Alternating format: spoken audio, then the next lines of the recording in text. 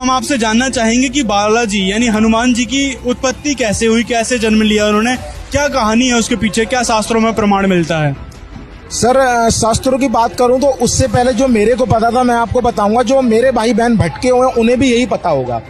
Sir Hanuman ji की उत्पत्ति की बात करूं तो हनुमान जी की उत्पत्ति बताई जाती है पवन पुत्र केसरी नंदन, इस नाम से उन्हें संबोधित किया जाता है कि पवन के अंश थे, केसरी के नंदन थे, अंजना के लाल थे। बस इतना ही हमने सुना था। और कहा जाता है कि हनुमान जी भगवान शंकर के 11वें रुद्र अवतार के रूप में इस धरती पर अवतरित हुए।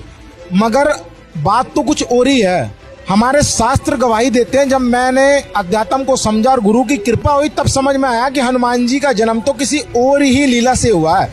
शिव महापुराण के अंदर, शिव महापुराण के अंदर एक प्रकरण आता है हनुमान जी के जन्म का वृत्तांत।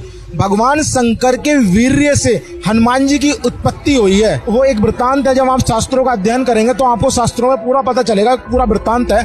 साथ ही साथ वो पवन के थ्रू, वायु के थ्रू वो अंजनी के गर्भ में स्थापित हुआ, इसलिए पवन पुत्र कहा जाता है।